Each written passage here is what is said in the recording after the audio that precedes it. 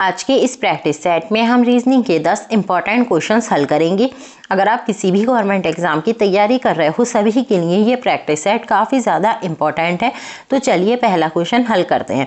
पहला क्वेश्चन है हमारा संबंधित संख्या ज्ञात करें। तो जो संबंध 14.2 का 196 के साथ है वही संबंध हमें 11.3 का दूसरी संख्या के साथ बनाना है।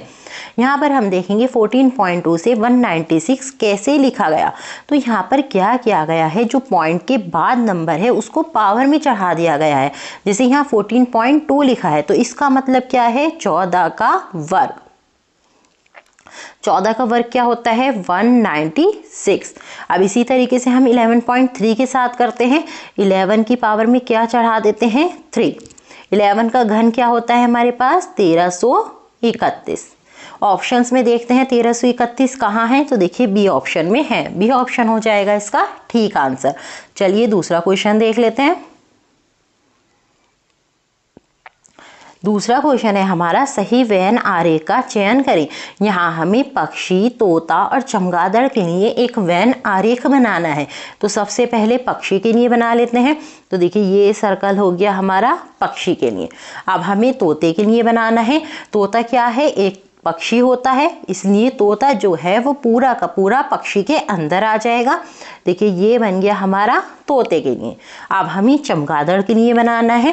अब कुछ बच्चे यहाँ गलती कर देते हैं, वो क्या समझते हैं कि चमगादड़ भी एक पक्षी है, जबकि चमगादड़ पक्षी के अंदर नहीं आता। चमगादड़ स्तनपायी प्रजाति के अंदर आते हैं, इसलिए चमगादड़ का पक्षी और तोते के साथ कोई भी संबंध नहीं है। चमगादड़ का सर्कल बिल्कुल ही अलग से बनेगा। ये बन गया हमारा चमगादड़ के लिए। हम ऑप्शंस में देखते हैं कहाँ है ऐसा वैन आरेख। तो देखिए ए ऑप्शन में है। ए ऑप्शन हो गया इसका ठीक आंसर। चलिए तीसरा क्वेश्चन देख लेते हैं। तीसरा क्वेश्चन है हमारा वह विकल्प चुनिए जो अनुक्रम को पूरा करेगा। यहाँ हमें एक श्रृंखला श्रेणी दे रही है और हमें इसको पूरा करना है। तो सबसे पहले देखते हैं 143 से 139 कैसे लिखा गया। तो क्या किया गया है यहाँ पे, -4। इसी तरीके से देखिए 139 से 134 कैसे लिखा गया, -5 किया गया है। 134 से 128 कैसे लिखा गया, -6 किया गया है। 128 से 121 कैसे लिखा गया, -7 किया गया है। अब देखिए 121 से हमें इस संख्या को लिखना है, तो हम क्या माइनस करेंगे, 8। 121 में से 8 जाएगा तो क्या बचेगा हमारे पास, 113। ऑप्शंस में देखते हैं 113 है, तो देखिए बी ऑप्शन में है। बी ऑप्शन हो जाएगा इसका ठीक आंसर। चलिए चौथा क्वेश्चन देख लेते हैं। चौथा क्वेश्चन है हमारा लुप्त संख्या ज्ञात करें। यहाँ हमें एक आकृति दे रही है और एक जगह इसमें संख्या लुप्त है, तो हमें इसको ही ढूंढना है। तो सबसे पहले हम क्या करेंगे, इस 3, 2 और 5 से इस 17 को बनाएंगे। फिर हम 6, 1 और 7 से इस 43 को बनाएंगे। फिर हमारे पास एक तरीका आ जाएगा, वही तरीका 5, 3 और 2 में लगाएंगे और इस क्वेश्चन मार्क की जगह संख्या को निकाल लेंगे। तो देखिए 3, 2, 5 से 17 कैसे बन सकता है। क्या करते हैं, 3 की गुणा 5 से करा देते हैं। 3 पंजे क्या हो जाएगा, 15 और इस 2 को उसमें जोड़ देते हैं तो +2 क्या बन गया, 17। इसी तरीके से 6, 1 और 7 के साथ करते हैं। 6 और 7 की गुणा करा देते हैं। 6, 7 से क्या हो जाएगा, 42 और इस 1 को हम इसमें जोड़ देते हैं तो क्या हो गया, 43। अब देखिए तरीका हमारे पास आ गया है। अब यही तरीका हम लास्ट वाली रो में लगाते हैं। 5 और 2 की आपस में गुणा कराते हैं। 5 2 से क्या हो जाएगा, 10 और इस 3 को इसमें जोड़ देते हैं। 10 और 3 कितने हो जाएंगे हमारे पास, 13। ऑप्शंस में देखते हैं 13 है, तो देखिए बी ऑप्शन में है। बी ऑप्शन हो जाएगा इसका ठीक आंसर। चलिए पांचवा क्वेश्चन देख लेते हैं। पांचवा क्वेश्चन है हमारा यदि विशिष्ट कोड भाषा में पाल्म को QCOQ लिखा जाता है तो इस कोड भाषा में स्टैम्प को किस प्रकार लिखा जाएगा। यहाँ हमें पाम का कोड दे रखा है और स्टैम्प का कोड हमें निकालना है। तो सबसे पहले यहाँ हम पाम लिख लेते हैं और इसके नीचे इसका कोड लिखते हैं। देखते हैं इसका कोड कैसे लिखा गया है। तो देखिए P से Q लिखा है, इसका मतलब क्या है, एक अक्षर आगे बढ़े हैं, एक अक्षर जोड़ा है। A से C लिखा है तो क्या किया है, 3 अक्षर जोड़े हैं। सॉरी 2 अक्षर जोड़े हैं, L से O लिखा गया है तो क्या किया है 3 अक्षर जोड़े हैं, M से Q लिखा गया है क्या किया है 4 अक्षर जोड़े हैं। तो देखिए तरीका हमारे पास आ गया है। अब हम इसी तरीके से स्टेम के लिए निकाल लेंगे। तो यहाँ पर हम लिख लेते हैं स्टेम। तो S से हमें क्या करना है, एक अक्षर आगे जाना है तो क्या आ जाएगा T, और T से हमें 2 अक्षर आगे जाना है तो क्या आ जाएगा V, E से हमें 3 अक्षर आगे जाना है तो क्या आ जाएगा H, M से 4 अक्षर आगे जाना है तो क्या आ जाएगा Q। ऑप्शंस में देखते हैं कहाँ है T V H Q, तो देखिए ए ऑप्शन में है, ए ऑप्शन हो जाएगा इसका ठीक आंसर। चलिए छठा क्वेश्चन देख लेते हैं। छठा क्वेश्चन है हमारा संबंधी शब्द ज्ञात करें। तो जो संबंध शेरों का प्राइड के साथ है वही संबंध हमें बिल्लियों का दूसरे शब्द के साथ बनाना है। तो शेरों के झुंड को क्या कहते हैं, प्राइड। इसी तरीके से देखिए बिल्लियों के झुंड को क्या कहा जाता है, क्लाइडर। तो ए ऑप्शन हो जाएगा यहाँ पर ठीक आंसर। चलिए सातवां क्वेश्चन देख लेते हैं। सातवां क्वेश्चन है हमारा पी टी का पिता है, टी एम की पुत्री है, एम के की पुत्री है, पी का के से क्या संबंध है। तो सबसे पहले फैमिली ट्री बना लेते हैं। क्या दिया है, पी टी का पिता है तो इसको बना लेते हैं, पी जो है पिता है टी का। आगे दिया है टी एम की पुत्री है।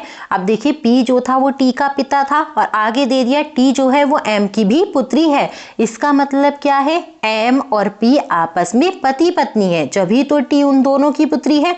तो यहाँ बना लेते हैं एम जो है पत्नी है पी की। आगे लिखा है एम के की पुत्री है, एम जो है के की पुत्री है तो यहाँ पर बना देते हैं के। तो हमसे पूछा है पी का के से क्या संबंध है। जो ये पी है इसका इस के से क्या संबंध है। तो देखिए के की पुत्री कौन थी, एम, एम का पति कौन है, पी, पुत्री का पति कौन होता है, दामाद। तो डी ऑप्शन हो जाएगा ठीक आंसर। चलिए आठवां क्वेश्चन देख लेते हैं। आठवां क्वेश्चन है हमारा मैं अगस्त 11 को पैदा हुआ था, अरविंद मुझसे 11 दिन छोटा है, इस वर्ष स्वतंत्रता दिवस सोमवार को पड़ता है, अरविंद का जन्मदिन किस दिन पड़ेगा। तो सबसे पहले हमें क्या दिया था कि मेरा जन्मदिन 11 अगस्त को है। तो हम सबसे पहले क्या करते हैं, अरविंद के जन्मदिन की तारीख निकाल लेते हैं कि किस तारीख को अरविंद का जन्म हुआ है। तो अरविंद की हमें तारीख निकालनी है। तो देखिए मेरा जन्मदिन कब हुआ है, 11 को, और अरविंद मुझसे 11 दिन छोटा है। तो इसका मतलब क्या है, 11 और जोड़ दो इसमें। तो इसका मतलब यह है कि अरविंद 22 तारीख को पैदा हुआ है। अब देखिए आगे दिया है इस वर्ष स्वतंत्रता दिवस सोमवार को पड़ता है, स्वतंत्रता दिवस 15 तारीख को होता है। इसका मतलब क्या है, 15 तारीख को क्या है, सोमवार। अब देखिए 22 और 15 में कितने दिन का अंतर है, 7 दिन का। जब 15 तारीख को सोमवार है तो इसका मतलब क्या है, 22 तारीख को भी सोमवार ही होगा। इसका मतलब क्या हो गया, अरविंद का जन्मदिन किस दिन हुआ है, सोमवार को। तो सी ऑप्शन हो जाएगा हमारा ठीक आंसर। चलिए 9वां क्वेश्चन देख लेते हैं। 9वां क्वेश्चन है हमारा भिन्न आकृति का चयन करें। यहाँ हमें 4 ऑप्शन में कुछ अलग अलग तरीके की आकृति दे रही हैं, हमें इसमें से भिन्न को चुनना है। भिन्न का मतलब होता है अलग। तो देखिए अगर हम पहली वाली आकृति की बात करें तो इसके अंदर छोटी छोटी 4 आकृति दे रही हैं और देखिए चारों ही आकृति का जो खुला हुआ मुंह है वो दीवार की तरफ है। देखिए इसका भी खुला हुआ मुंह दीवार की तरफ है, इसका भी खुला मुंह दीवार की तरफ है, इसका भी खुला मुंह दीवार की तरफ है, इसका भी। अगर बी की बात करें तो बी में भी देखिए चारों में ऐसा ही है। डी की बात करें तो डी में भी चारों आकृतियां ऐसे ही दे रही हैं। लेकिन अगर हम सी की बात करें तो सी में 3 आकृतियों का तो खुला मुंह दीवार की तरफ है, लेकिन अगर हम चौथी आकृति को देखते हैं तो इसका जो खुला मुंह है वो दीवार की तरफ नहीं है। इसका मतलब क्या है, सी ऑप्शन जो है वो भिन्न है। तो सी ऑप्शन हो जाएगा यहाँ पर ठीक आंसर। चलिए 10वां क्वेश्चन देख लेते हैं। 10वां क्वेश्चन है हमारा किसी कोड भाषा में प्लस का मतलब गुना, माइनस का मतलब प्लस, गुना का मतलब भाग है और भाग का मतलब माइनस हो तो निम्न समीकरण का मान क्या होगा। यहाँ हमें एक समीकरण दे रखी है और समीकरण के अंदर देखिए कुछ चिन्ह लगे हुए हैं, लेकिन इन चिन्ह का मतलब कुछ और ही है। प्लस का मतलब गुना है, माइनस का मतलब प्लस है, प्लस का मतलब भाग है। तो सबसे पहले हम क्या करेंगे, इस समीकरण को ठीक करके लिखेंगे, जिसका जो मतलब है वही चिन्ह लगाएंगे। देखिए लिखते हैं 825। देखिए यहाँ गुना लगी हुई है, लेकिन गुना का मतलब क्या है, भाग, तो भाग लगा देंगे 25 माइनस का मतलब क्या है, देखिए प्लस, तो प्लस लगा देंगे। भाग, भाग का मतलब क्या है, माइनस। इसको हल कर लेते हैं, ये हल होगा बॉडमास रूल से। बॉडमास रूल में सबसे पहले भाग करना होता है, तो यहाँ हम 825 को पहले 25 से भाग करते हैं, तो ये जाएगा 33 बार में। ये हो जाएगा 33 प्लस 27 माइनस 10। पहले 33 और 27 को जोड़ लेते हैं, 33 और 27 हो जाएंगे 60 माइनस 10, 60 माइनस 10 हो जाएंगे 50।